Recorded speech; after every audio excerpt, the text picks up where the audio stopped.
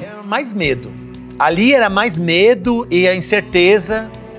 Mas ali, aquele momento mesmo, eu tava preocupado em ajudar as pessoas. Tava querendo, assim, acalmar a pessoa de alguma certa forma. Eu tava, assim... Tanto que essas vozes, elas permanecem comigo pro resto da vida. Imagino. E hoje, por exemplo, quando eu olho um relógio digital 9:11, eu sempre me lembro do World Trade Center. Todos os dias. É uma cicatriz pra mim que fica na minha memória.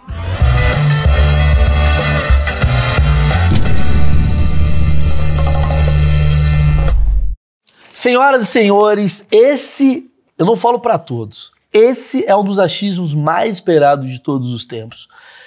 Porque eu tô com uma figura, Tácito Cury, tá aqui na minha frente. Prazer, obrigado. Prazer. Eu adoro esse mundo falso, que a gente já se cumprimentou, a gente já tava batendo papo, mas como a gente tava falando primeira vez com vocês, vou explicar quem é o Tácito. Tácito é o cara, olha a história. Em 2001, ele tava no atentado do World Trade Center. Tava lá. Porra, tem muita história do Trade Center. Inclusive, foi professor de um dos terroristas. Não professor de terrorismo. Professor de inglês de um dos terroristas. A gente vai falar sobre isso. A gente vai falar, não sei se eu tô falando certo. Passou um tempo, ele estava na Tailândia durante o tsunami. Passou um tempo, ele estava em Paris durante o incêndio da Notre Dame. Estou preocupado, sim, porque é um encontro maravilhoso, porque eu sou conhecido por um cara que faliu todos os lugares que eu trabalhei. Então, menos com menos dá mais, pode ser que seja isso. Cara, como é que é, tipo, as pessoas têm medo de você, qualquer história? Olha, geralmente as pessoas, quando... Eu procuro não ficar falando, né? Tá bom, agora Brasil não, falando assim, das minhas experiências. Exatamente para não assustar as pessoas. Porque muita gente fala, ai, nossa, o prédio, ai, minha família, não sei o que, eu vou sair de perto. Aí eu tenho que falar assim, é o contrário, eu sou a salvação, você está protegido do meu lado. Ah, é porque se você tá do meu lado, eu sobrevivi. Você tá entendendo? Se você tá do meu lado, eu vou te proteger. Tá, mas calma assim, talvez Pinheiros pegue fogo agora e só nós não. Isso, tá, por aí. Essa é a sua capa de proteção. Exatamente, aí tem as pessoas... Filme, aquele... corpo fechado, que o cara sofre... você tem um corpo fechado. Pois é, aí as pessoas começam, depois que eu falo isso, aí eu já consigo mudar uma pessoa bem ali, a maneira de pensar, porque eu falo, você pode olhar para uma nuvem e ver uma flor e ver um elefante. Nessa mesma situação, eu falei, olha, tem um lado yin yang, lado esquerdo e direita. Tipo, você olhou para um lado, ficou com medo, você falou, não, isso é uma oportunidade. É a mesma coisa na vida real. Às vezes a gente vê o perigo, vê muitas coisas que ali é uma oportunidade, a gente não tá enxergando. Inclusive, eu fiz uma piada que provavelmente você deve ouvir a vida inteira. Eu escuto, eu sei, é por isso que eu já tô... É lógico, já tá com a resposta, porque a vida inteira, ele chegou... Porque eu ouço essa piada a vida inteira. Desde o dia que eu trabalhei no CQC, ele acabou. Eu trabalhei no Pânico, ele acabou. Depois fui pro Video Show, acabou. Então fala, nossa, o Maurício tá falindo os lugares. Eu falo, não tô falindo os lugares. Eu estou nos lugares que estão falindo, é diferente. E eu continuo no lugar Estão te chamando pra tentar salvar. Me chamam pra tentar salvar. É diferente. E eu não consigo. Mas porque não depende só de você. Mas eu não dependo. Eu não era o dono do CQC, eu não era o dono do Pânico. O achismo está aí há 3 anos. Aí. Então, assim, você deve já ter pensado muito na coisa espiritual, ou não? Sim, pensei. Já pensei bastante. Você chegou a alguma conclusão? Então, eu acho que assim, cada vez que isso aconteceu comigo, foi um novo reset, né? Eu tive que me resetear e recomeçar a minha vida. Porque assim, do World Trade Center foi muito forte. Assim, falando um pouquinho desse aqui. Ó, dia 11 de setembro, eu sobrevivo os ataques do World Trade Center. Estava lá dentro. Saiu correndo. Vamos lá, me conta, você estava onde? Eu preciso bater esse papo, eu vou interromper, vai ser insuportável para quem não gosta de interrupção, porque isso daqui é um Tem problema. Então é assim, dia 11 de setembro eu estava indo... Eu morava em New Jersey, estava pegando o trem, que existia um trem lá chamado Path Train, que você pegava de New Jersey a New York e me deixava no saguão, no pé do World Trade Center, que conectava. Tipo, sabe que tem aquelas lojas, aí você sobe. Aí eu saí, aí já tinha acontecido o primeiro ataque, e eu tava saindo sem saber, era tipo 8 e pouco, porque o primeiro ataque aconteceu 8h46. E a minha aula, eu tava indo para uma aula de japonês, porque eu já trabalhava para uma escola de inglês e eu viajava o mundo fazendo eventos e feiras. Você estava, no caso, indo dar aula? Não, eu estava indo ter uma aula de japonês. Porra, 8h30, ninguém merece. Viu? 9 horas minha aula. 9 horas. E aí você chegou no horário certo pra aula. Tava chegando, tava atrasado. Ainda bem que eu estava atrasado, porque eu tinha ido pro Canadá e eu tava com uma máquina fotográfica naquela época, aquelas de revelar filme. Então eu tava com ela porque eu fui para um evento, eu tava levando a máquina para revelar o filme, porque aquela época, nos anos 2000, foi quando começou a internet. Sim. Então eu tava precisando de criar conteúdo para colocar no site. Então eu precisava de revelar foto. Pô, e de repente você tem o maior conteúdo da tua vida naquele momento. Então eu tava com uma máquina fotográfica ali naquele momento. Isso atrapalhou você. Porque eu comecei a tirar muitas fotos, né, depois que aconteceu. Mas enfim, aí eu saí e perguntei pro policial o que tava acontecendo. Aí ele falou, ó... Calma, como assim que tava acontecendo? Eu saí lá no saguão. Você chega no saguão, aí eu vejo uma movimentação. Aí eu falei assim, tá acontecendo um filme, gravando um filme? Eu inocentemente pensei que tava sendo uma filmagem de um filme. O que é essa movimentação? As pessoas correndo, uns gritos, muito pequeno ainda, mas uma movimentação, um corre-corre. Aí eu perguntei para um policial, falei assim, tá acontecendo alguma coisa? Um incêndio, alguma coisa? Eles, bem querido de falar, não, que torre você trabalha? A sua norte. Sobe pra essa torre, não acontecendo nada lá. Eu subi. Porque o primeiro avião bateu na norte. Isso. E aí eu subi. Pausa. Você tá me dizendo que o cara falou, mano... Sobe. Sobe, porque não tá acontecendo nada na sua torre. A vida que segue. Tinha batido um avião. Não, mas o que acontece? Tinha acabado de acontecer. Nem sabia que era um avião. A pessoa tá no saguão. Imagine 100 andares, Sim. muito distante. É muito distante. Foi só uma explosão. Bum! Você ouve, mas não é... Você ouve, mas não sei o que aconteceu. Sim. Enfim, eu tava debaixo da terra. Eu tava no metrô. Você nem ouviu o barulho. Então, aí eu só falei, tá acontecendo alguma coisa? Se não tá acontecendo, não, sobe. Aí eu continuei subindo. Quando eu subo, e lá naquela época são 100 andares, você precisava trocar os elevadores, né? Aí quando você troca os elevadores, eu subi até o 30º. Eu trabalhava no 55º. E aí eu tive que trocar, e quando eu troco no 30º, eu já vejo um pessoal correndo, desesperado, porque você vê no fundo do corredor o outro prédio que tá na frente, que tinha sido atacado. Já começa a ver uma fumaça. Falei, eu não vou subir mais não. Sabe que a história de incêndio? Falei, não, eu não vou subir mais. Bateu um negócio em você de novo? Falei, não vou subir. Mas com você mais. Tinha muita gente subindo também? Tinha muita gente subindo. Vida Olha que segue. Mas posso falar, isso daqui pra mim é o momento mais foda de tudo que a gente vai falar. Porque você teve uma visão do tipo, não sei se eu vou subir. E teve gente que falou, foda-se, eu vou subir. Eu fui o único que... Eu desci, falei, aqui eu não subo mais. Isso, alguma coisa, porque lá embaixo, aqui, o pessoal desci. Quando eu comecei, isso foi bem... Olha, eu fiz isso em 17 minutos. Aí eu pego e falo assim, nem vou pegar o elevador, eu vou descer pelas escadas. Eu vou correndo. Ele era bem magrinho na época, eu vou ali. Comecei a descer as escadas. Quando eu entro, tinha algumas pessoas descendo as escadas. Mas com cada lance que eu ia, cada andar que eu ia alcançando, ia enchendo mais de pessoas. Quando eu cheguei no saguão, era outro saguão. Não era o mesmo que eu tinha deixado. Você, em 17 minutos desse tempo do saguão até ali, mudou toda a atmosfera. Em 17 minutos até o outro avião entrar. Porque eu estava falando com meu pai, saindo desse corre-corre, quando eu falava com meu pai, eu ouvi o segundo avião entrar. Então esse foi o período de 17 minutos de tomar uma decisão, de entender o que estava acontecendo, de subir, de descer pelas escadas. Aí eu desço no saguão, eu vejo um saguão totalmente diferente. Eu vejo gente com cadeira de roda pedindo ajuda, correndo, criança. Bombeiro. Aí já era outra ideia. E aí eu saio do saguão. Vai pra rua. Pego, fico embaixo. E era uma porta giratória, uma coisa louca. Imagina aquele prédio com aquelas portinhas igual de shoppingzinho, de banco. Que a gente 600 pessoas querendo sair. Sei lá, milhares de pessoas. Aquele desespero, se você se me esmagando pra poder sair de lá. Eu saio, olho e vejo um buracão, assim. Uma chuva de papéis, vidros e tal. Eu falei, o que tá acontecendo? Isso aqui não é alguma coisa séria. Eu pensei numa explosão. Aí umas pessoas falavam avião, mas avião, eu não tinha entendido. Um avião entrou ali, não faz sentido o avião entrar. Aí eu pego a minha câmera e começo a fotografar. Isso aí começo a fotografar, pego o celular e ligo pro meu pai. Falei, pai, tá acontecendo alguma coisa aqui no World Trade Center, mas eu tô bem, tá? Você vai ver alguma coisa aí, não aconteceu nada comigo. Seu pai tava no Brasil? Tava no Brasil. No momento que eu falo com ele, eu vejo o segundo avião entrando. Sabe? Você viu? Pá! Aí foi um barulho que eu senti que assim, tremeu a terra. Foi tipo porque ele foi um pouco mais baixo ainda. E aí você sentiu, parece que eles tiraram o prédio e chacoalharam.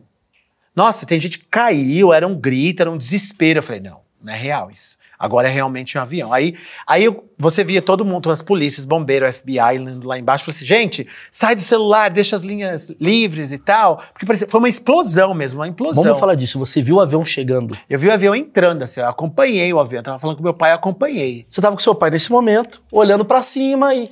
Uma velocidade do cacete, né? Assim, foi muito rápido, assim, que entrou. E aí meu mundo acabou, né? Porque eu não tinha nem 20 anos de idade, tô começando minha vida, já tava num trabalho que tava em super ascensão, viajava, viajava internacionalmente, fazendo eventos, feiras internacionais, recrutando alunos. Então eu tava muito feliz. Tava indo, aí de repente eu começo a escutar as histórias. Meu, isso aí é o pior pra mim. Por isso que eu nem gosto muito de falar, que é o que mais chocante, porque eu tô lá embaixo, assim, no saguão, no pé do World Trade Center. Aí eu começo a ouvir as histórias, que assim, são vozes que eu tenho na minha cabeça até hoje. Eu tô queimando, eu não aguento, eu não consigo respirar. Da onde essas histórias? Das pessoas com o telefone falando com as pessoas lá dentro. Eu tô derretendo meu pé, eu vou pular. Aí eu começava a ouvir isso, querer ajudar as pessoas, e eu não saí em momento nenhum do World Trade Center. Eu fiquei lá embaixo. Eu só saí quando caiu. Quer dizer, isso é uma coisa que eu nunca ouvi. As pessoas que estavam ao seu redor estavam se comunicando com as pessoas lá se de cima. comunicando. E assim, eu tenho histórias, até tô terminando o livro que eu comecei já há alguns anos. Chama Seus Sonhos Precisam de Você. É um livro da minha autobiografia que eu comento essas histórias e escrevo os diálogos que eu ouvia das pessoas. De uma mulher que estava grávida, que saiu para comprar o remédio, o marido dela, e ela subiu e ele ficou.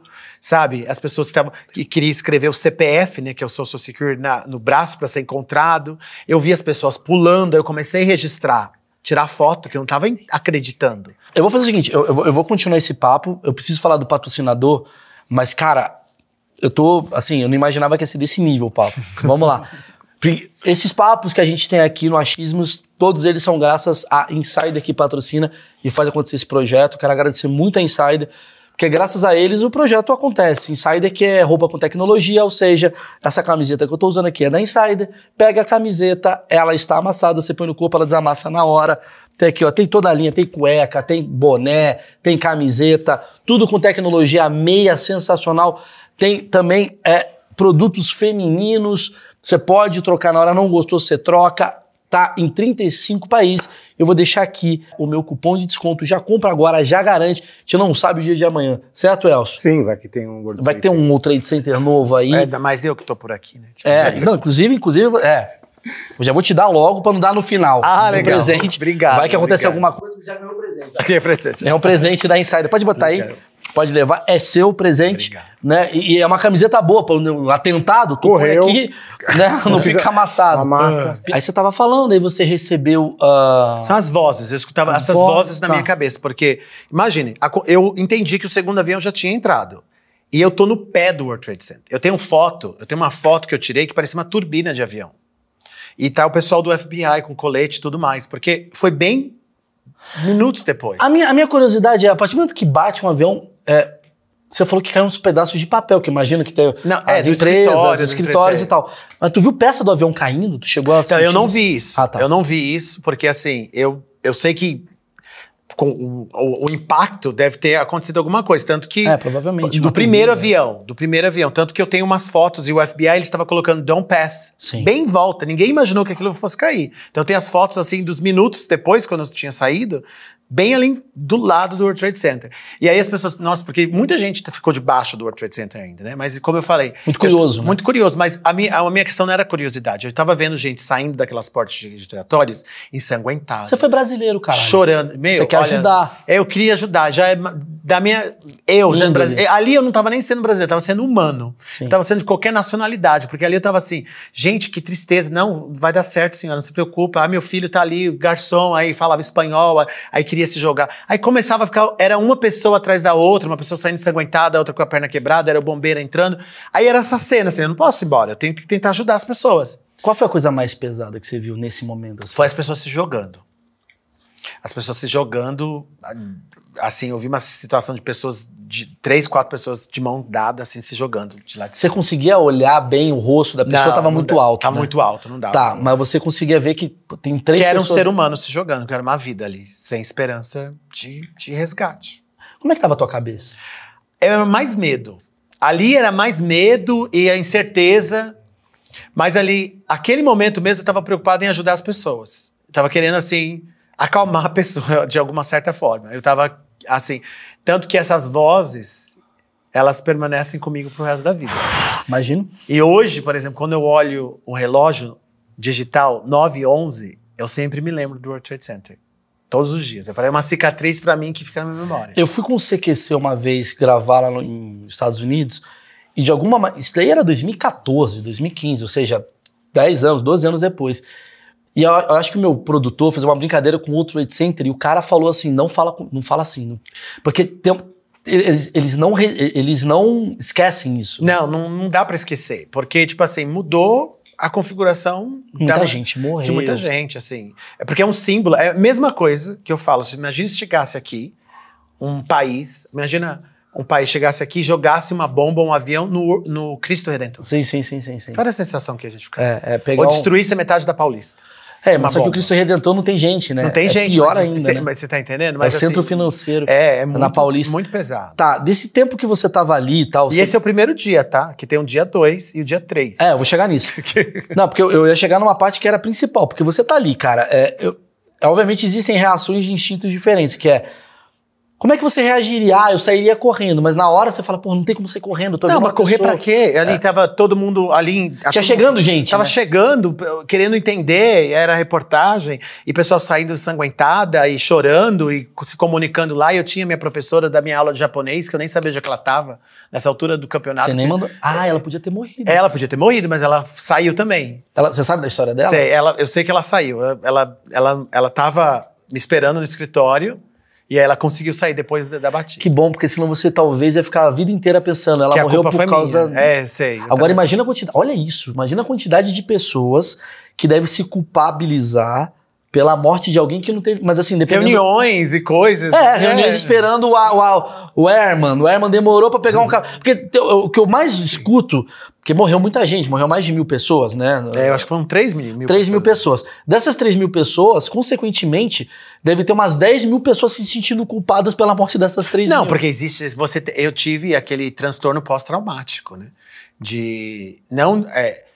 Eu tive mais no dia seguinte, quando eu descobri que um dos terroristas foi meu aluno.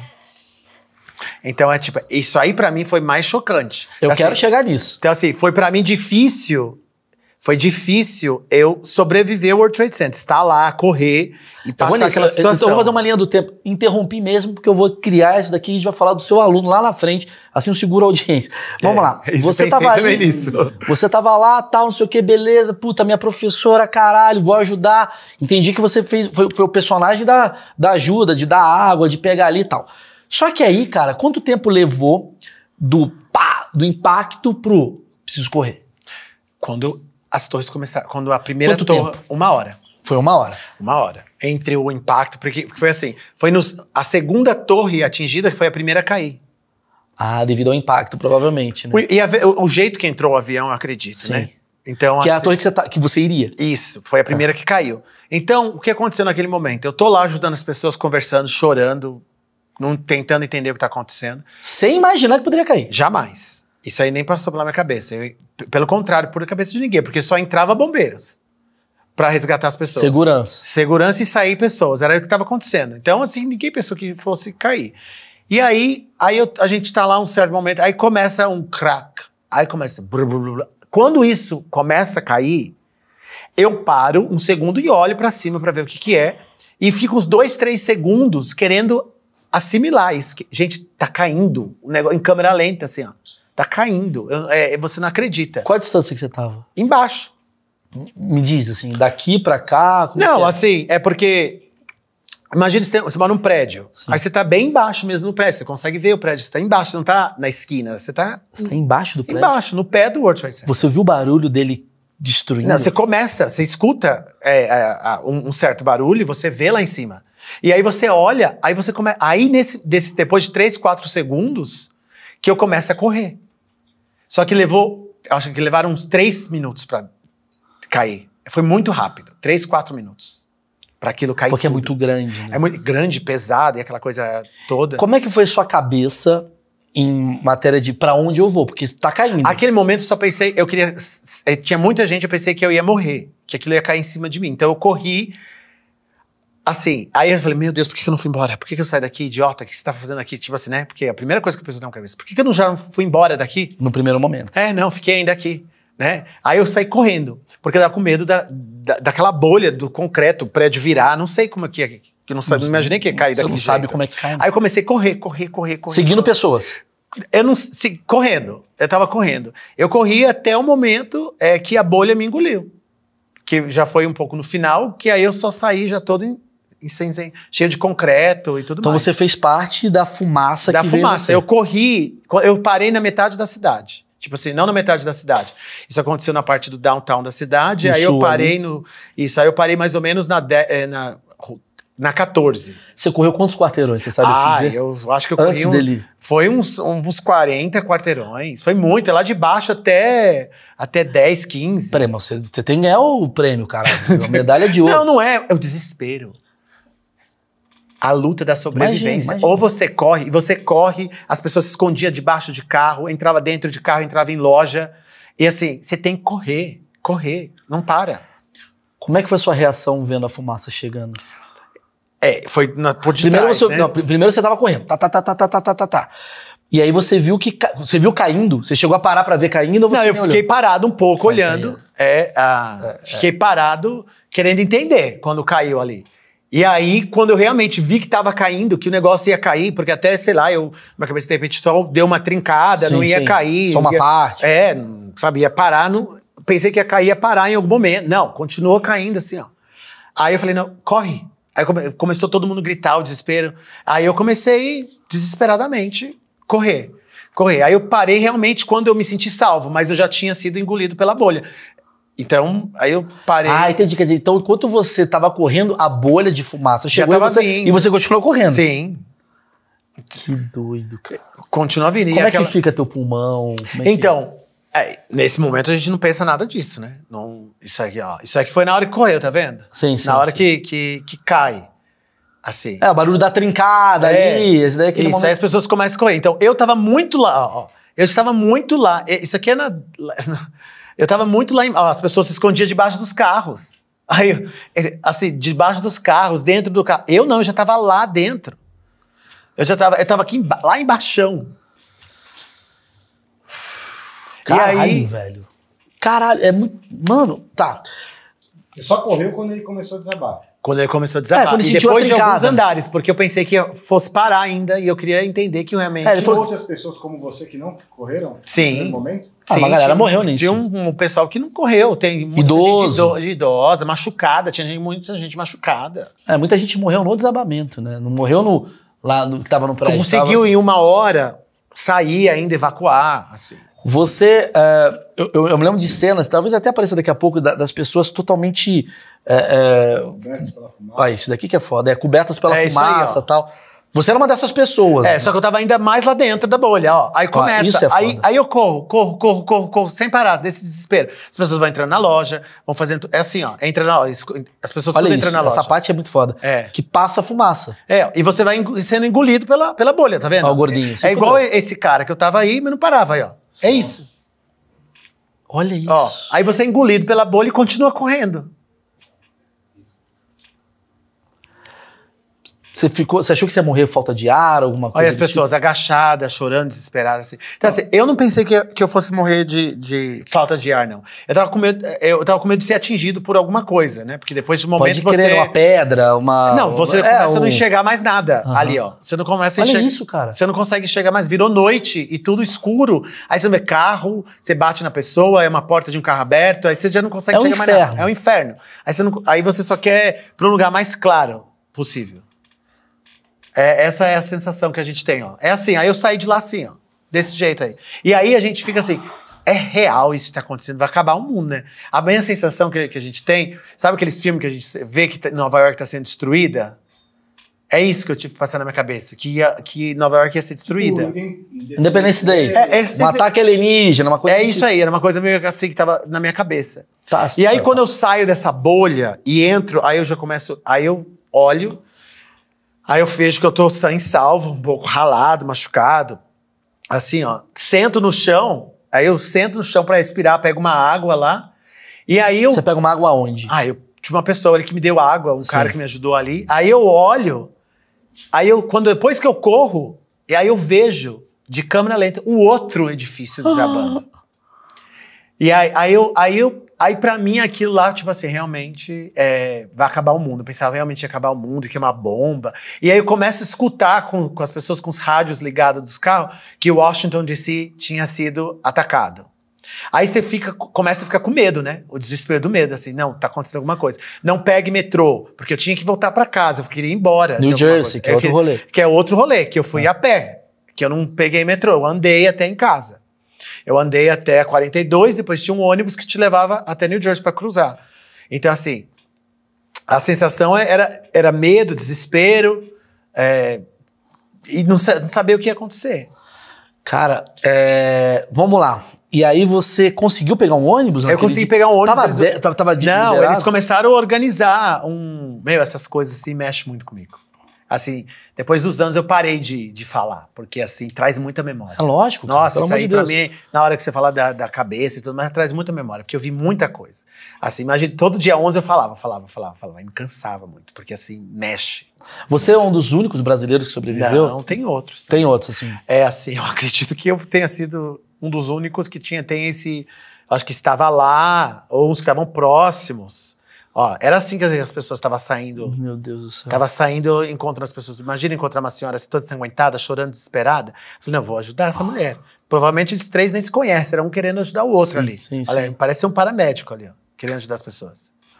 Caralho. E aí você conseguiu pegar o ônibus e voltar pra New Jersey.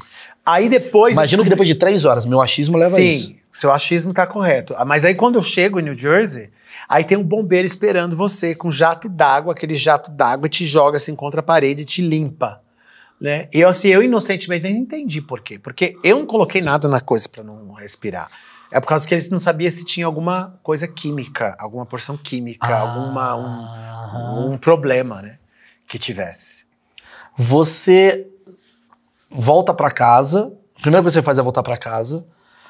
Seus pais te ligaram. Aí eu comecei a falar e meus amigos começaram a me visitar. Não, mas assim, imagino que seu telefone deve ter tocado o tempo todo. Sim. Enquanto você Mas- corria, enquanto você Mais andava. a minha família, mais a minha família, né? Tá. Tava me procurando.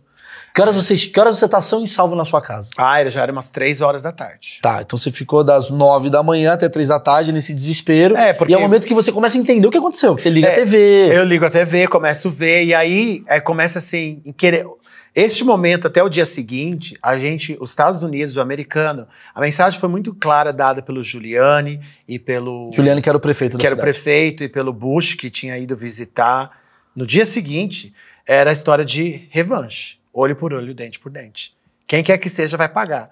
E a gente queria saber quem é que fez isso. Porque assim, você é pego de surpresa. A sua vida você quase morre por causa de uma coisa. Você corre o desespero desse por causa... O que é isso? É uma raiva. Ali virou raiva, né? A gente vai pegar quem fez isso. Que destruiu a nossa Então ali dignidade. tava, naquele momento até o dia seguinte, eles descobriram quem é que fez isso. E aí você me fala que você tá assistindo televisão. Aí não. Aí no dia seguinte, você quer do dia seguinte. Aí no dia seguinte eu tô lá, no dia seguinte, assim, aí eu dormi, eu realmente nunca tomei remédio pra dormir, mas aquele dia eu queria tomar um remédio pra dormir, eu tava muito agitado. Você tava sozinho? Tava sozinho, morava sozinho, tava muito agitado, fechava os olhos, via aquele desespero, assim, eu não É isso que eu conseguia quero dormir saber. direito. Como é que foi sua primeira noite? Não. Porque imaginei que você ia estar com alguém, um amigo. Não, eu não quis estar com ninguém, eu queria um momento de entender aquilo, eu tava meio que assustado, eu tava sem sal, mas assim, eu ainda sentia o cheiro do concreto, dessa fumaça cinzenta, aí eu falei assim, eu dormi, aí eu acordei no outro dia, eu sabia que não ia ser um dia normal, e eu acordei no outro dia assim, eu vou trabalhar, né, porque eu nunca falto no trabalho. Aquele dia mesmo, eu até liguei, olha, eu não vou conseguir. Mas existia trabalho? Não, é que acontecia, eu tinha 2 escritórios, eu trabalhava um no World Trade Center e um na 56. Sim, mas mesmo assim, existia trabalho naquela Nova York? Não existia, mas assim, quando a gente não sabia o que estava acontecendo, sim. antes eu liguei pro escritório e falei, eu não vou trabalhar hoje, eu vou chegar atrasado, eu não vou pro escritório. Os caras Aí eu falaram, ligo não pra vai ter, não. Aí não, eles não sabiam. Eles não estavam sabendo. Aí eu falei pra eles, liga a TV e veja o que tá acontecendo. Peraí, mas que horas? Isso era depois daquela hora que eu saí. Tá, não, tudo bem. Naquela hora que eu saí, né? Sim, Não sim. era mais período da Entendi, é que no tarde. mesmo dia você fazia um outro trampo, você já tinha Sim. ligado. Não, mas eu quero saber no dia que você chegou. Você chegou no seu hotel, na sua casa, você dormiu. Aí no outro dia eu fui pro trabalho. Aí que eu falei assim. Teve que eu trabalho vou normal, mas eu quero saber no Não, dia. eu pensei que ia ter, né? Tá. Eu tava indo pro trabalho, porque. Você acordou e saiu. Eu acordei e falei, vou pro escritório, eu tenho. Mas assim, eu não quis ir pro escritório, eu quis ir lá pro World Trade Center. E eu fui pro World Trade Center. Porque eu falei, eu acho que eu devo ter sonhado. Eu acho que eu devo. Não é real isso, gente, que caiu tudo. Que morreu um monte de gente. Isso aqui é loucura. Aí eu fui lá nos escombros, eu tenho as fotos do dia seguinte que eu fui lá pra ver, porque eu queria realmente ver. Aí eu chamei um amigo meu japonês, que eu fui lá, que eu tive que dar uma ajuda pro meu amigo japonês, porque sabe como é que é a tradição japonesa de assumir os negócios da família, né? Aí meu amigo japonês, naquele momento, ele achou ótimo, oportuno, que ele queria ficar nos Estados Unidos e não queria assumir a empresa do pai dele. Ele queria cortar o braço dele e jogar lá pra fingir que morreu. Falei, Yuzo, você tá louco? O pessoal aqui sobrevivendo, o pessoal saindo do escombro, você querendo cortar seu braço e fingir que você tá morto. Eu falei, eu tô mais zoado do que nada aqui do que eu sobrevivi isso. Agora eu tenho que te dar apoio psicológico aqui pra você não fazer essa loucura. Então, tipo assim, eu ainda tive O pai dele morreu? Não. Ele tava lá e ele queria fingir a morte dele pra não voltar pro Japão, entendeu? Ah, entendi. Então eu chamei ele pra ir comigo lá pra me dar um apoio moral. Eu falei, Yus, vai comigo lá, porque eu não tenho coragem. O cara foi piorar a sua situação. Aí ele foi lá e falou, não, eu vou cortar meu braço, jogar aqui, fingir desaparecer, eu não volto pro Japão daqui uns dias e assumo a empresa do meu pai. Eu falei, meu Deus. Pô, mas assim, o cara podia falar só que ele sumiu, não precisava cortar o braço. Não, é porque pra prova, aí também ele não... sei lá. Tá com uma RG, caralho. Sei lá, que loucura que Dá pra fazer de outra forma isso, verdade? Tá com anel. Um dedo, sei lá. O cara não gosta do braço. Mas aí eu me lembro muito daquela situação, porque eu tava todo destabilizado, tentando entender, e o outro vai lá e me joga mais, sabe, lenha na fogueira, né? Aí pronto, aí eu vou lá, começo a entender, vejo cachorro, vejo gente saindo dos escombros, vejo... Bombeiros. Aí sim, gente, vocês começam a sentir o cheiro de queimado. Aí você vê o cheiro mesmo. Que é um cheiro que você não sentiu no dia anterior. Não, aí você vê o cheiro mesmo de pessoas que foram queimadas. Você vê, porque... Qual que era o cheiro daquele lugar? É realmente um cheiro queimado mesmo, um cheiro diferente, não era um cheiro de incêndio. E você também, aí você vê silêncio, a cidade acima, a cidade, sabe, a gente sentiu isso um pouco aqui com a pandemia, quando tudo deu lockdown, as ruas tranquilas. Isso foi a sensação de Nova York. Você só ouvia só a sirene e polícia e gente chorando. Era triste, era mórbido, era muito forte. Você viveu a maior tristeza do século, você estava dentro da maior tristeza do século, né? E aí eu pego e falo assim, eu vou lá pro escritório, eu vou andando, vou tomar um café, vou pensando, mas sempre querendo saber quem foi, filha da puta, que fez isso. Assim, aí eu falei, não, é muito longe, não vou andar mais, não tenho mais força. Eu peguei o metrô, com medo. De outro ataque. Sei lá, porque metrô, né, todo mundo começou, aí começou a história, achou bomba no metrô, achou bomba na Times Square, o próximo alvo.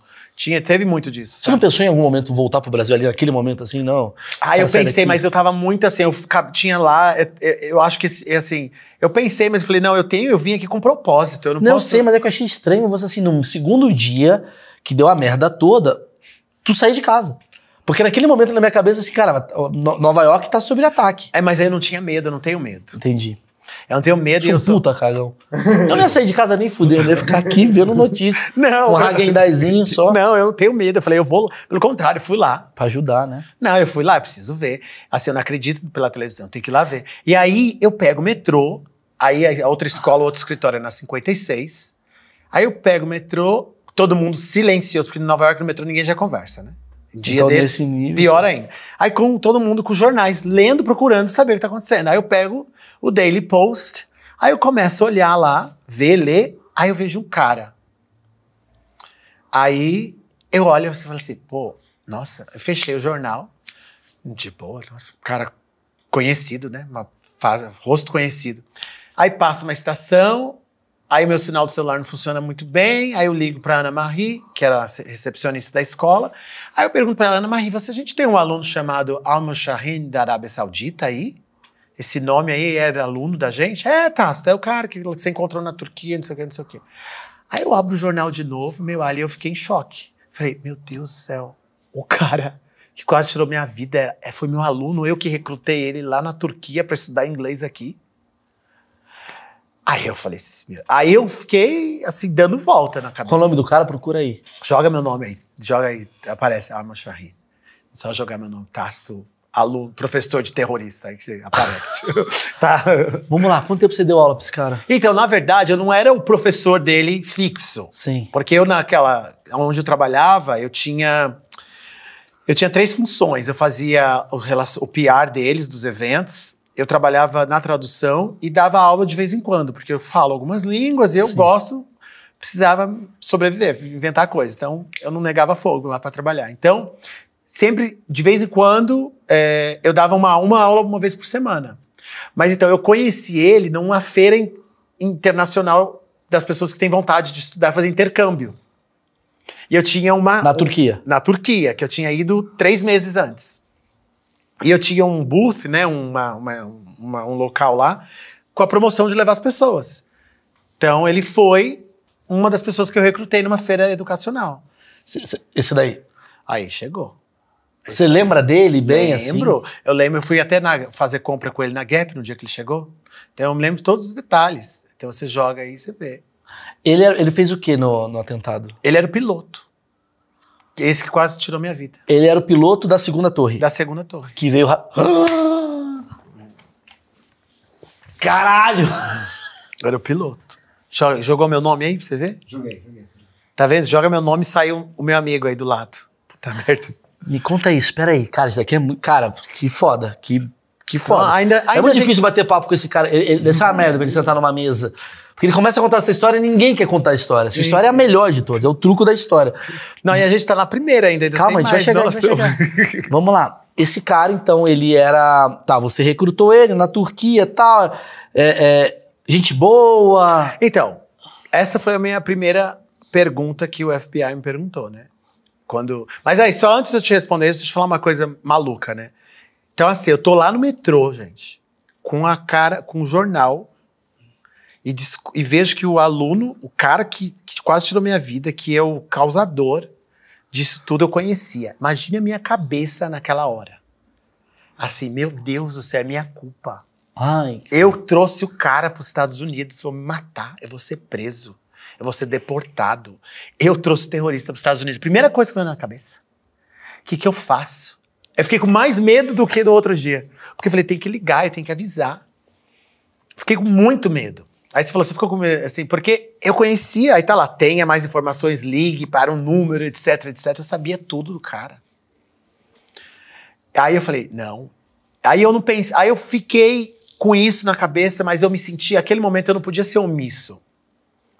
Eu não podia, essa informação não era digna só minha, eu precisava compartilhar com o mundo. Que eu sim, porque eu tenho esse lado de querer fazer o bem e ajudar. Não, imagina. Eu falei, não, se esse é o cara, eu fiquei com medo de tudo que eu acabei de comentar. Mas você não tem culpa, porra. Eu não tenho culpa de forma alguma. É mesmo... Alguém poderia achar que... Não, e com certeza acharam, mas é a mesma coisa. Eu vou lá, numa loja que você trabalha, eu compro uma garrafa, eu posso comprar uma garrafa, quebrar ela e matar uma pessoa. A culpa não é sua que você vende uma garrafa. Claro, eu só fiz os meus processos normais, se uma pessoa quer estudar lá. Mas talvez você ficou com receio de suspeitarem que você de alguma forma... Com certeza, imagine você... líder de quadrilha, sei lá, eu. Mata, e ainda mais se eu sou descendente libanês, todos os descendente libanês, curi, aí já começa imigrante. Começa a cair todas as categorias maravilhosas dos Estados Unidos, da escória, aí você fala, meu Deus, ali eu já sou alvo. E eu fiquei com medo mesmo, aí eu falei, putz, grilo. Mas assim, eu não posso guardar essa informação. Eu vou ligar e eu vou falar, eu tenho informação. E eu sei tudo, eu sei muita coisa desse cara. Muita coisa mesmo. Tanto que depois eu transferi ele para uma escola de aviação na Flórida. Ele foi morar com um amigo meu, eu achei lugar para ele morar. Eu ajudei ele com visto, eu fui fazer compra com ele. Porque sabe aquela hora de chegar... Você conhecia bem mesmo. Não é conhecer bem, mas assim, na escola que eu trabalhava era uma escola pequena. E aí o que acontecia? Um aluno que você chega, você recruta, a gente sempre, era os japoneses, eram os árabes, que quem que assistia, legal, prazer, vem aqui, não sei o quê. E ele chegou, o louco dele é que ele conseguiu visto 5 dias antes da viagem, ele conseguiu visto e comprou a passagem no outro dia, foi muito rápido. A gente falou, calma, a gente tem que ver o lugar para você ficar. Então, obviamente... Tem a história da venda, você não quer perder o aluno e etc, etc. Então eu vou fazer um esforço. Eu acho que eu consigo um lugar para você ficar em pouco tempo. Eu liguei um amigo meu e coloquei ele na casa de um amigo meu. De fazer de roommate. Então eu sabia muita coisa do cara. Ele no convívio? Não tem convívio com ele. Mas não tem, tipo... assim... Muito profissional. Mas assim, voltando então à sua pergunta lá. Então, ele não tem nenhum fato, nada que pareça ou indica que ele seja terrorista. Mas eu acho que é assim também que funciona. É assim que funciona. É lógico. Então, assim, eles têm a crença, eles são muçulmanos, que não tem nada a ver com terrorismo. Sim. É a crença dele, que faz as rezas, etc, etc. e uma visão de vida das coisas, mas muito carismático, muito querido. Eu queria saber, é um cara... Assim, que usa roupa. Ele falou assim, olha, Tasso, eu cheguei muito rápido, eu não tive tempo de trazer muitas roupas. Onde é que eu posso comprar? Falei, vamos ali na Gap, tem uma Gap ali embaixo, você vai lá e compra e tal. Mas eu sempre o meu jeito de querer ajudar as pessoas, não foi... Mas ele foi legal com você? Sempre foi legal. É. Sorridente, Sim, eu até papo. pensei, por que esse desgraçado não falou pra mim, meu? Eu pensei, por que não falou pra mim que ia fazer isso? Teria me... Por que eu tô curioso? Porque eu acho que eu nunca conversei com alguém que conhecia um terrorista, entendeu? Então, assim... Ainda mais esse terrorista. Não, mas esse terrorista, um dos maiores terroristas, né, de repercussão. Porque eu tenho um achismo que fala que... nunca o cara que é um serial killer ou um terrorista, ele vai ser um cara que vai aparentar ser um terrorista. Não. Tanto que ele precisa planejar. Eu sempre vejo, quando eu vejo assim, tem uma chacina, a pessoa fala, ai meu, mas ele era tão quieto. Claro que ele é quieto, ele tá planejando uma chacina. Né? O cara não, né? Ele vai ser um cara que vai sair do que todo mundo imaginaria. E aí eu pego, naquele momento que eu tô no metrô, eu ligo pra polícia. E ligo e falo, olha, legal. eu pego meu telefone, consegui mudar de estação, ter sinal, subir e falei, olha, eu tenho informações desse cara que ele estudou na escola lá na 56. Quando eu chego na escola, tudo parado. Polícia, FBI, cacete, tudo parado. Eu nem cheguei, todo mundo já me esperando. Falei, aí eu fiquei com mais medo. Falei, agora a casa caiu, né? Imagine, um monte de polícia. E o mais louco que eu fiz é que eu não avisei ninguém da minha escola. Eu não avisei a escola, não avisei ninguém. E a escola pensando, cara, o terrorista será daqui, mano. Ninguém sabia, nem eles sabiam.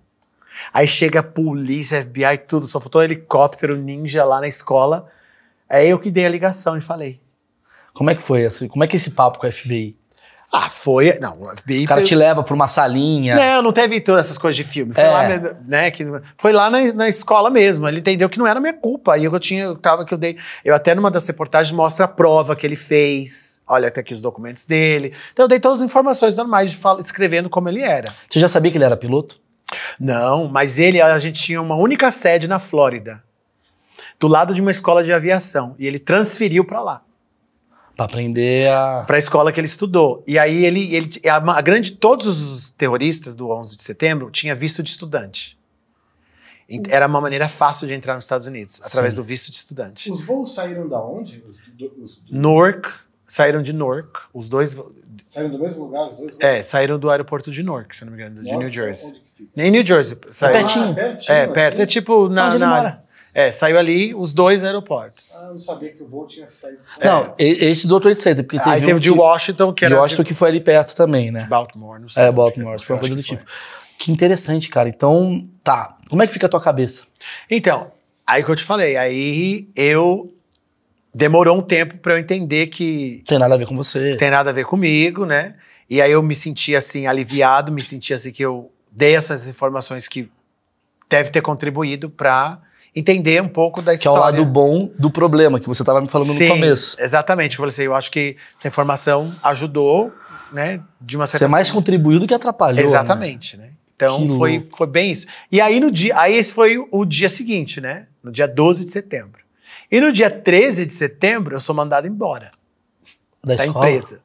Porque eu fiz tudo isso, né? Aí eu falei que eu tive 3 porradas. No dia 11, que eu sobrevivo. No dia 12, que eu descubro que eu tava lá com o professor.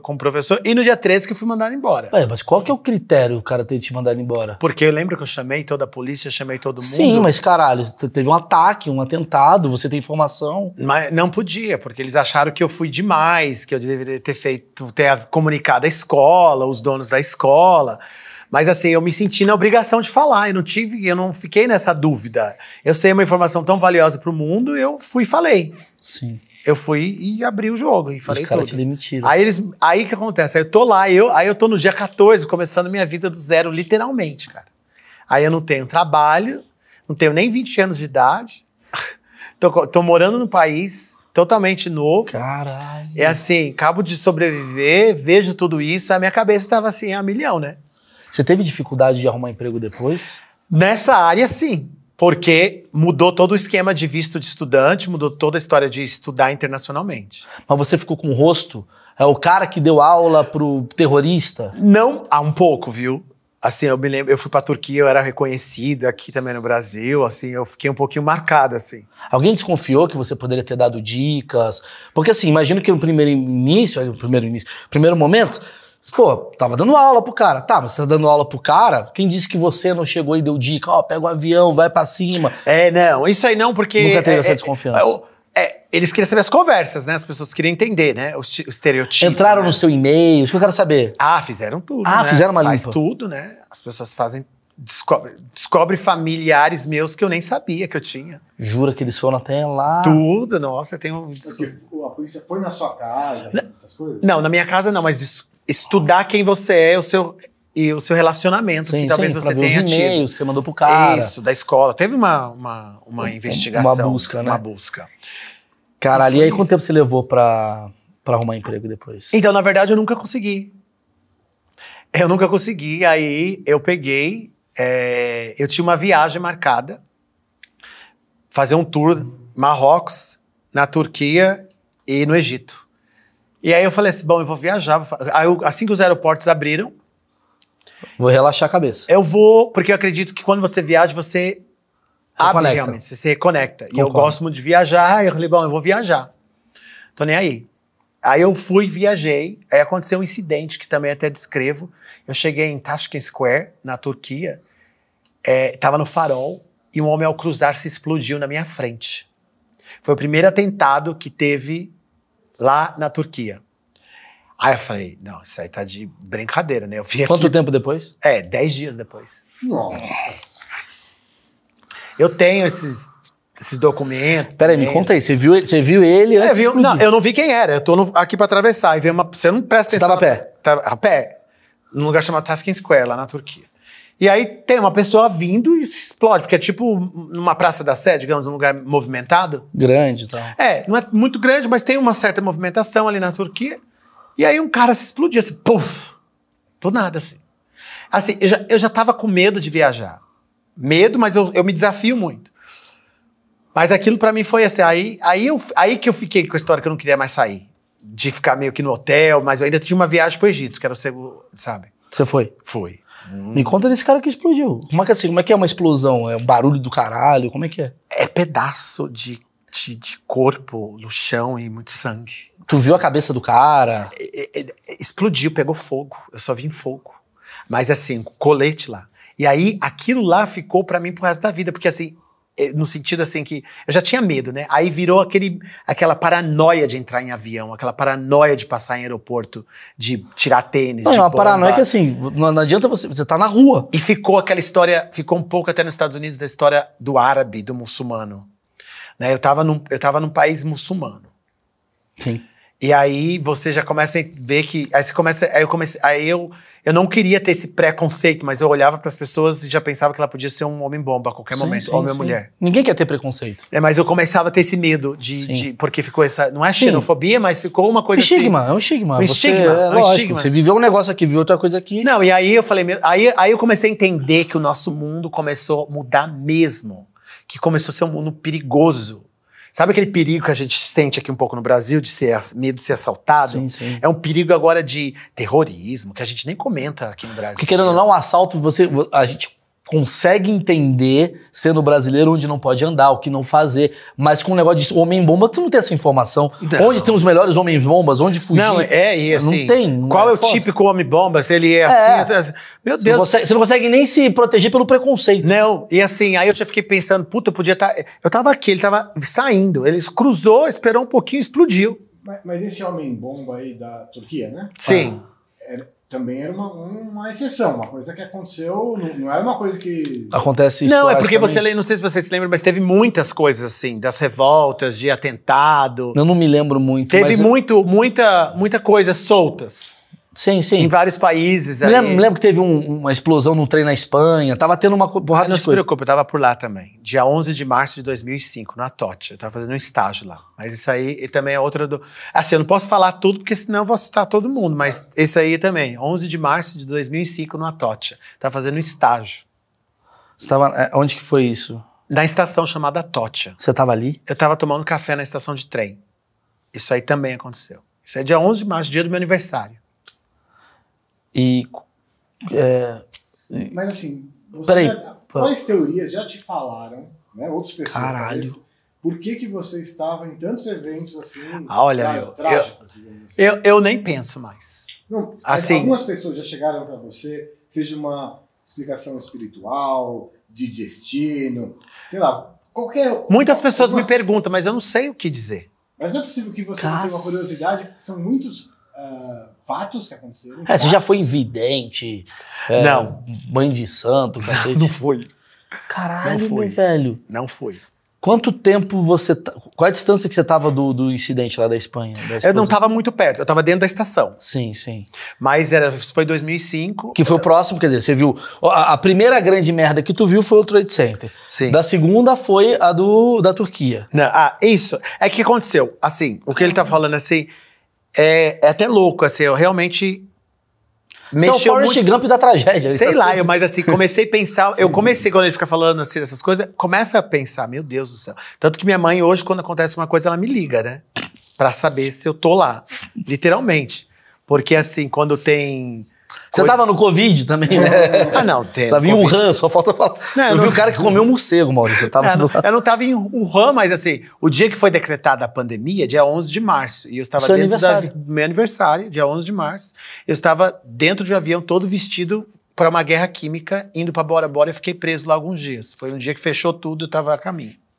Então, assim, eu tenho até tava conversando. Por isso você mora no Brasil, né? Porque é o lugar que tem mais tragédia no mundo. Você tá aqui, você tem que sair do Brasil. Não, é porque Posso aqui as falar, a tragédias gente são- pede pra você sair do Brasil. Pra você, a tragédia acontece onde você tá.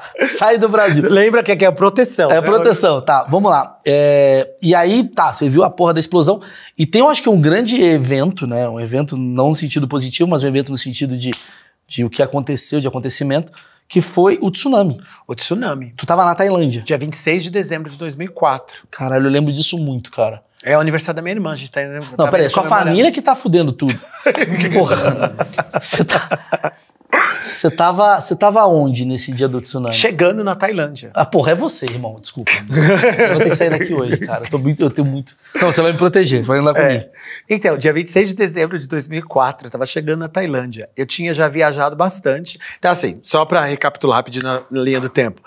Eu não consegui emprego e eu comecei a empreender. Aí eu criei a minha primeira escola de inglês da comunidade dos latinos. Sim. Comecei a empreender. E aí eu começava a dar aula, montei minha primeira escola, tava dando super bem, né? Porque era a única opção que eu tinha de empreender. Ninguém ia me dar emprego, Sim. tava ferrado. E aí eu falei, bom, agora eu tô voltando, né? Depois de alguns anos, agora eu me presenteava com viagens. Eu falei, agora eu quero conhecer a Ásia. Porque eu já conheço vários países e eu não conheço a Ásia. Aí eu fui pra Tailândia, que é o lugar mais cool, mais legal. Já vi merda em tudo que é lugar, vou ver merda na Tailândia. Isso, e fui pra Tailândia. Aí eu chego, aí eu falei, vamos com a minha irmã, comemorar seu aniversário, tudo direito, tudo legal, bora lá. Chegamos, vamos pra Tailândia. Quando a gente chega na Tailândia, a primeira onda, porque o tsunami, ele não é uma onda só que acontece. Ele passa, ele tira a água, né? Primeiro. E aí eles são, eles vêm em sequências. E ele continua depois no dia seguinte, porque ele vai ainda. E aí eu cheguei na hora que aconteceu. Você chegou e tinha dado a... Aterrisei. Aham. O piloto estava falando que estava demorando, estávamos rodando, aterrissamos. E eu estava indo para Phi Phi Island, que é a ilha que foi mais devastada. A minha reserva era lá. Que é a ilha do Leonardo DiCaprio, não é? Acho que sim. É, acho que da praia. É. E aí eu chego, a gente desce em Bangkok, e aí o que acontece? Toma as vacinas, porque toma as vacinas lá. Febre amarela, né? Febre amarela, toma tudo. E aí fala assim, olha, tá acontecendo, já tinha Cruz Vermelha por lá, acionada. Era o galpão do Trade Center. Você chegou no galpão do Trade Isso, Center. tipo assim, boa. Aí eu chego lá e falo assim, olha, você tem a opção de voltar ou de ficar. A minha irmã voltou. A minha irmã não pensou duas vezes. Eu falei, eu não vou voltar. Eu falei assim, cheguei até aqui, tantas horas de voo, sonhei em vir pra cá, eu não vou voltar. Aí a única maneira que eu tinha de ficar lá, minha irmã já não ia mesmo, falei, eu vou fazer voluntariado. Aí peguei e me inscrevi pra Cruz Vermelha e falei, vou fazer. Peguei o coletinho da Cruz Vermelha lá e fui. Primeiro, segundo seu na Tailândia, você já era um cara da Cruz Vermelha. Aí eu fui. Aí pegamos a van e começamos fazendo esse Quer trabalho. dizer, você conheceu a Tailândia através de voluntariado. E de escombros. Porque a gente começou a ir para os lugares que foram afetados. e correr das ondas ainda que tinha. Exatamente, que nem você falou. A aulinha de tsunami. A primeira onda é só pra primeira onda. Sim. O tsunami são vários tsunamis, né? Sim, porque continua vindo, né? A ressaca do mar. Quanto tempo de tsunami teve? Aí eu acho que teve uns 2, 3 dias ainda depois. Porque teve um momento que teve um alarme que a gente recebeu um barulho lá que a gente tinha que correr pro lugar mais alto da cidade. Então a gente pega e sai correndo, sabe? Mas assim, o que ficou marcado pra mim foi que, por exemplo, eu não falo tailandês e as pessoas ali não falam inglês. Mas ali, quando você quer ajudar uma pessoa, não importa a língua que você fala. Sim, sim. Ajuda é ajuda, não tem língua. Sim. E ali, isso pra mim, voltando pro que aconteceu, pra mim foi outro divisores de água. Porque eu nunca tinha feito um trabalho voluntariado. Eu fui lá pra curtir a vida, pra gozar a vida. E de repente você tá... E aí eu tô ajudando as crianças, eu tenho algumas imagens, foto minha com as crianças, que eu falei, que é isso, gente? Eu vim aqui, porque a Tailândia tem os melhores spa e resorts do mundo. Sim. E é um lugar divertido, é um lugar Eu já fui pra lá. né? E aí eu fui pra isso, aí eu chego lá e eu tô vendo gente alagada, lama, todo mundo. Assim, eu ia nas casas das pessoas, não tinha uma pessoa que não perdeu um ente familiar. Você viu muita morte? Vi muita morte, eu carreguei corpo. Assim, é chocante. E assim, eu sou uma pessoa muito sentimental, né? Então eu acabo chorando muito. Eu não posso estudar medicina, não posso mexer nada com isso. Sim. Porque assim, eu me envolvo muito. Mas é enriquecedor. Porque aí, depois disso, me deu força para criar um outro projeto que eu tenho até hoje, que é com voluntariado. Porque eu juntei a experiência do World Trade Center, a experiência do tsunami, e criei esse projeto que eu tenho hoje. Quase como se fosse espiritual, do tipo, pra você fazer isso. E aí vem o que ele foi perguntando, tipo assim, essas coisas acontecendo comigo, essa experiência de vida, tem que ter uma mensagem sublime. Sim. Tem que, tipo assim, eu tenho que entender isso, porque a gente pode olhar para as coisas e ter diferente qual o interpretações. suco disso, né? Mas assim, vamos pensar para um lado, sabe, que para um lado positivo, para um lado bom. Porque se você só ficar pensando assim, claro. Não, é ruim, por que eu? Achar que é só comigo. A gente faz isso na piada, mas eu sempre acredito... Tem aquela frase bíblica, né? Não sei se é bíblica, mas é uma frase que muita gente religiosa usa que Deus não dá asa pra cobra, né? Que é aquela coisa tipo assim, cara, se você...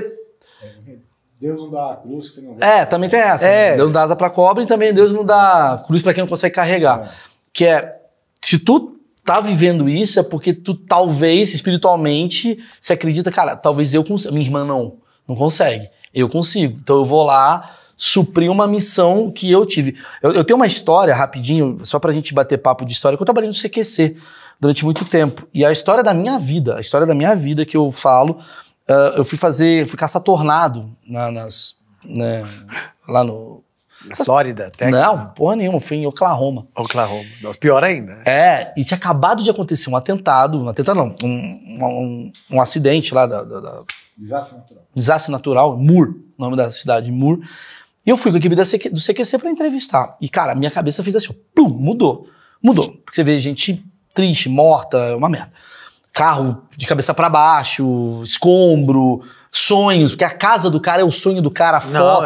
Eu nunca me esqueço as pessoas entrando nos escombros pra pegar foto, porque não tiveram tempo de pegar foto na hora e tal.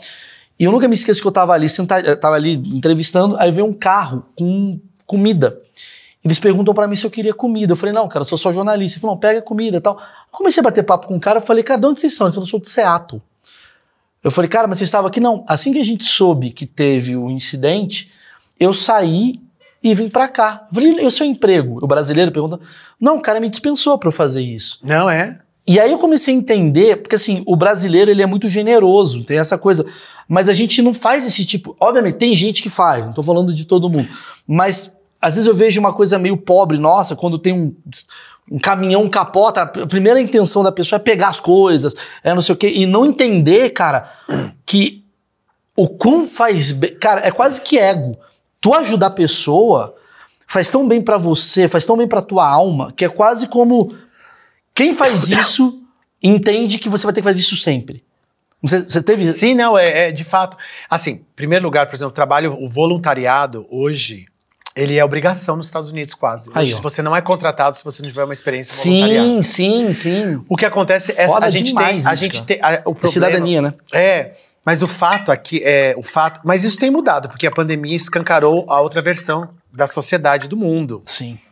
Assim, o fato é que a gente é muito preso aos trabalhos. Tipo, igual você falou, o cara saiu lá de Seara e foi lá, mas com certeza ele conversou com o patrão dele e falou assim, me dá 3 dias de folga para eu poder ajudar, eu quero ir lá ajudar, posso? E o patrão dele ajudou e achou isso bonito, acabou. Se você vai falar isso pro seu patrão, o cara vai e não deixa. Aí o cara que falou isso... É toda uma sociedade. Mas será que... Aí o cara que falou isso, de repente nem vai, ele só quer ir pra praia. Exato, isso que eu falo. Aí porque fica a desconfiança de um lado e de outro. Porque aí a gente é muito desconfiado porque a gente tem muito malandro, e tem a ver com a nossa cultura, né? É a cultura, eu falo o famoso JB, jeitinho brasileiro. Por exemplo, em Mariana, nesses lugares que tem uma tragédia que está sendo transmitida nacionalmente, que está todo mundo sabendo, não tem essa... Eu entrevistei o bombeiro aqui, né? O bombeiro que atendeu o caso de Mariana, de Brumadinho. Tem uma parcela da sociedade que contribui e tem uma parcela que atrapalha. Porque o cara tá mais preocupado, não consigo comprar água, o cara vende água mais caro. Em vez de ajudar... A oportunidade, tem. é oportunismo. Ele falou isso, ele falou, cara, a galera em Brumadinho tava vendendo água a 15 reais. Em vez de dar de graça, tá vendendo. Porque a gente é tão fudido, tão pobre. Tem uma coisa cultural, porra. Tem, obviamente, os Estados Unidos não tem tanta necessidade. Não, você viu a história da pandemia, o álcool gel. Exato, pronto, Desculpa, acabou. eu vi o álcool gel. Era 80 reais Vamos o falar álcool assim, gel? 80 reais. Na França, a Louis Vuitton pagou 2 milhões e fazia graça. postos nos lugares pra distribuir, gente. Isso é cultural, bicho. Então, e quando tipo, você vai tá entendendo? E a cabeça máscara, dele... olha a máscara. Aqui, eu comprava uma máscara, o pessoal colocava pano, que não tinha. É óbvio que tem um lado teu genuíno, mas tem um lado teu também de... Por você ter vivido em muitos países, você vai pegando outras culturas e você vai entendendo a questão do tipo da ajuda. O brasileiro, ele ajuda muito. Mas quando tá ou ele ou o outro, ele meio que pensa muito nele. Mas quando você tá fora, num país como a Tailândia, ou você tá num... Tô cagando uma regra, tô falando uma merda aqui que pode ser. Mas foi uma coisa que eu vi, eu fiquei muito emocionado de ver aquele carrinho saindo de Seattle pra ajudar pessoas. Tem gente aqui, já vi o Zeca Pagodinho em Xerém ajudando gente. Mas parece que pra mim me impressiona muito mais do que deveria impressionar. É que, na verdade, a gente tinha que fazer... É que o que acontece... isso é cultural mesmo. E isso deveria acontecer com mais frequência, feito por nós. Com certeza. E parece que nós só fazemos essas movimentações de impacto social ou de ajuda, essa aglomeração pra festa, pra algazorra, pra tudo que é. Mas pra uma ação dessa... Ou pra mostrar que você fez algo bom, pra conseguir algo em cima de mostrar que você fez algo bom. A oportunidade, né? A questão do oportunismo. Eu vejo muito... Eu doei, viu? Tipo... Tá, legal. Doa e fica quieto. Fica quieto, não precisa falar nada. Então, assim... Me fala da Tailândia. Qual foi É uma merda essa pergunta, mas assim, qual foi o mais sombrio pra você? Eu acho que foram coisas assim... Eu pensei... Quando eu tava na Tailândia, eu falei assim, eu estou revivendo o World Trade Center. Pois é, imagina. Eu imaginei que eu estivesse revivendo o World Trade Center. Mas ali eu acho que eu tava mais... Como eu já tinha sido machucado... Mais maduro. Eu senti que eu consegui... ter uma outra atitude, uma outra posição, né? E pra mim ali foi assim, outro que eu remodulei, porque eu comecei a criar esse projeto. Aí eu falei, não, eu comecei a entender, gente, eu acho que minha função aqui na Terra é outra. Aí eu comecei a estudar relações internacionais e diplomacia. Cacete. Porque eu falei, não, eu preciso ajudar as pessoas, porque esse trabalho voluntariado mexeu muito comigo. Eu recomendo todo mundo fazer uma ação voluntariada, que a gente tá falando que falta aqui, né, que o brasileiro é muito louco. E porque a gente sempre, o que acontece, a gente é muito preocupado conosco, como você estava falando. Sim. A nossa família. Com tudo. Aí quando você sai do spotlight e coloca a necessidade de outra pessoa, isso aí é uma virtude, é uma coisa, quando você transcende na história. Claro, porque você tá vendo, imagina, você tá vendo um menino da Tailândia. E mas posso falar uma coisa, isso tem tudo a ver com tolerância. Com empatia. A tolerância que a gente precisa tanto. Olha os problemas que nós temos aqui no Brasil. É tolerância. Eu que viajo já estive em mais de 160 países. Eu tenho que ter uma tolerância tremenda. Porque eu vejo uma pessoa branca, negra, religiosa, desse tipo. Eu tenho que aceitar da pessoa do jeito que ela é. Porque você entende a pluralidade cultural do mundo. Exatamente. E assim, a gente aceita e convive, o convívio que a gente tem. Claro, com certeza. E assim, mas esse fato de fazer esse trabalho voluntário, de entender, é muito enriquecedor. Cara, mas voltando na Tailândia, assim, tu ficou com medo de tomar um tsunamizada na cabeça? Eu fiquei com medo de... Você chegou ali na praia? Sim, eu fiquei com mais medo de doenças, né? Porque... Puta, pode crer, né? Porque a água tá... porque você coloca a bota, coloca coisa, acaba entrando água. sabe? Você toma água somente filtrada, etc. Mas chuva, toca, contato, corpo, de tomar choque também de eletricidade, com os cabos elétricos com a água, que você tava pisando em madeira, tentando ver gente. Você chegou aí pra Tailândia depois? Sim, já fui. Aí você viu uma outra Tailândia. Eu fui pra Tailândia depois e eu mantive contato com uma família e depois eu encontrei com eles alguns anos depois, novamente. E aí? Pra fazer essa história, pra ver como é que é. Que legal. É tipo assim, aí é como se eu fosse da família deles, assim, sabe? Ó, você ajudou, cara. Imagina então. a relação. E Tailândia é uma coisa muito curiosa, né? Porque eles são muito religiosos, né? Ele tem a coisa do... Mas eles encaram a morte já de Exatamente. uma maneira diferente do que a gente encara, assim. Eles aceitam a morte mais facilmente. Sim. Mais facilmente do que a gente. Tá, aí quanto tempo você ficou na Tailândia fazendo esse projeto? Eu fiquei uns 10, 15 dias. 15 dias, que foi o período mais pesado. Eu passei o Natal e o Ano Novo lá. Eu passei o meu Natal e o Ano Novo, porque assim, eu não tive Natal. Pra mim ali não teve Natal. Você viu muito sofrimento, né? Eu vi muito sofrimento. Acho que você viu mais sofrimento na Tailândia, tô dando um achismo. Sim, você tá achando correto. É. Porque assim, foram milhares de pessoas e devastador, e assim... Que vai continuando, né? Porque é 15 dias. Como eu falei, eu não conheci nenhuma pessoa que não tivesse perdido um parente. E eles falavam assim, não, eu perdi meu tio, perdi minha... assim... Você tem alguma história mais pesada que você viu ali? A mais foda? Não, assim, a história em si já era... Eu não tenho... Porque tem a história da língua também, né? Então não tive muitos contatos. Você só via choro e sofrimento. Aí, beleza, você sai da Tailândia. E aí, então, olha só, a gente já tem um World Trade Center, a gente já tem um Homem-Bomba, a gente já tem um trem na Espanha, a gente tem a Tailândia, agora tem a Notre Dame. Tem Notre Dame. Você estava onde? Em Paris? Estava em Paris. E aí o que acontece? Tem até uma reportagem minha aí também, de Notre Dame, depois eu mostro pra vocês. O que acontece... Você não estava na Notre Dame no dia. Tava. Peraí, que eu vou falar tudo pra vocês. Não é que você estava em Paris, você estava na Notre Dame. Tava dentro da igreja. Eu tenho uma entrevista que eu dei lá. Mas esse dia, eu não sei se foi dia 15 de julho, eu não me lembro, eu sei que foi dia 12, dia 15, alguma coisa assim, não tô me lembrando mais que dia que foi. Mas o que aconteceu? Eu criei esse projeto, rapidamente contar esse projeto sem entender porque eu estava em Paris. Esse projeto, eu fui para os Estados Unidos muito novo, aí eu entendi o que é o verdadeiro significado da oportunidade. Porque não importa quem você é, de onde você vem, e eu tive a oportunidade. E aí eu criei um projeto, depois da minha experiência do World Trade Center, depois do tsunami, que eu pego as pessoas que falam inglês, independentemente da nacionalidade dela, eu dou um treinamento para ela de 4 semanas. Quando ela termina esse treinamento, quando ela está por terminar, ela tem que fazer um trabalho voluntariado, que é a minha experiência da Tailândia. Eu vou deixar aqui, ó, na descrição do vídeo, seus contatos. Legal. Quem quiser participar. Pode participar. E aí, aí a pessoa faz um trabalho voluntariado de 6 a 20 horas. Ela tem que dar aula de inglês gratuitamente, porque inglês ainda é uma língua, é um produto, é um serviço elitista, né? Em qualquer lugar do mundo. E aí você você faz essa experiência, que é a experiência que eu tive na Tailândia, imersão, né? De fazer esse voluntariado para as pessoas, de dar essa... Então a gente faz isso nas comunidades, na Síria, no Afeganistão, crianças refugiadas, creche, todo tipo de gente. A gente trabalha agora. E aí você recebe esse diploma. Com esse diploma você consegue trabalho de professor de inglês em qualquer lugar do mundo. E hoje eu tenho 60 parceiros, 60 embaixadores replicando o que eu comecei lá atrás, em vários lugares. Aí eu tenho uma unidade em Paris.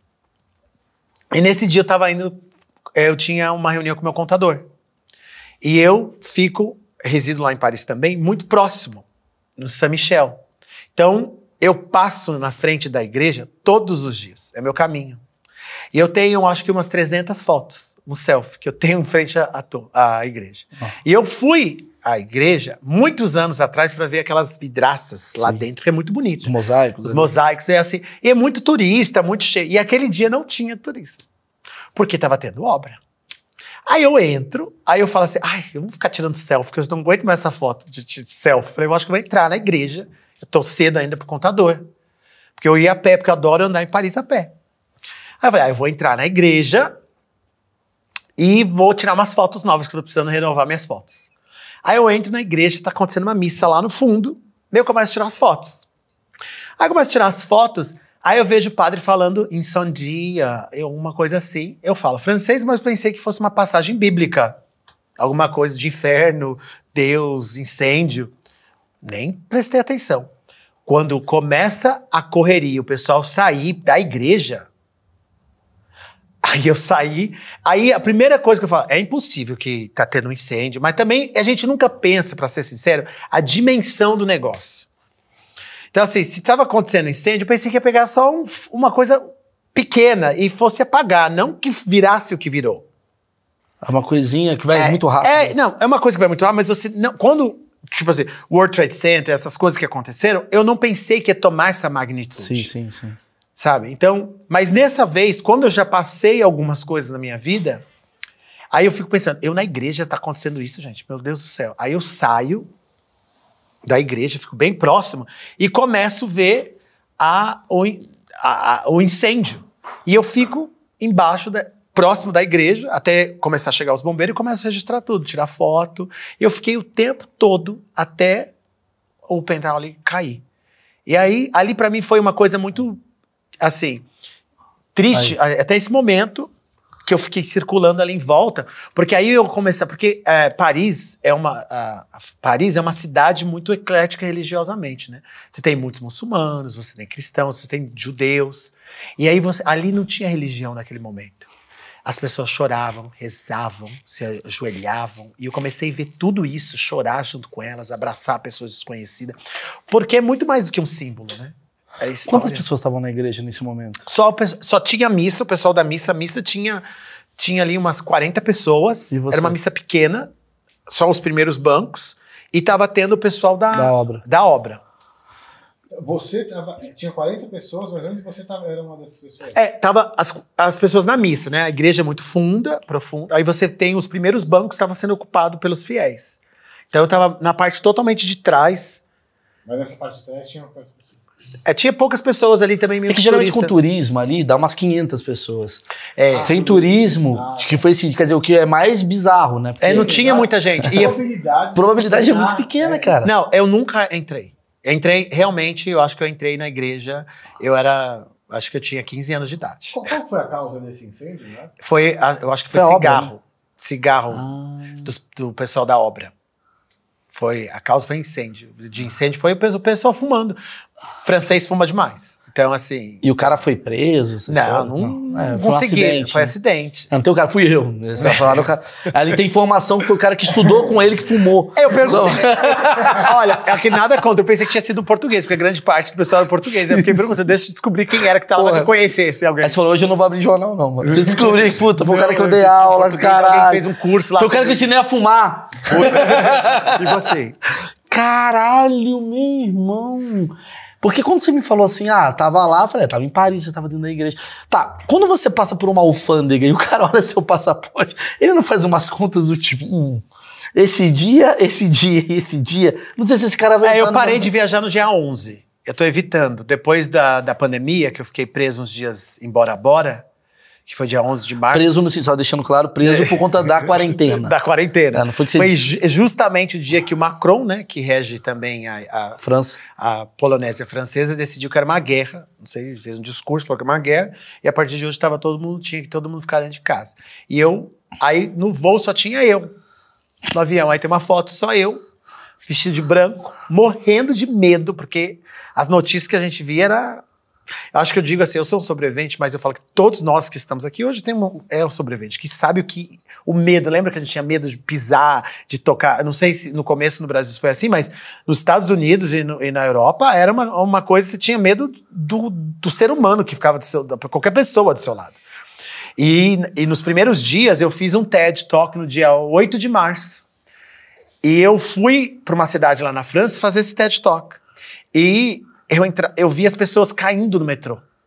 Porque elas não tinham medicamento, não sabiam o que estava acontecendo, não tinha máscara. E era um desespero, assim. Eu falei, meu Deus do céu. E eu vou viajar. E aquele medo, eu falei, vou viajar, vou tomar vacina, que nem sei que vacina que era, vitamina. E o que for eu vou pegar.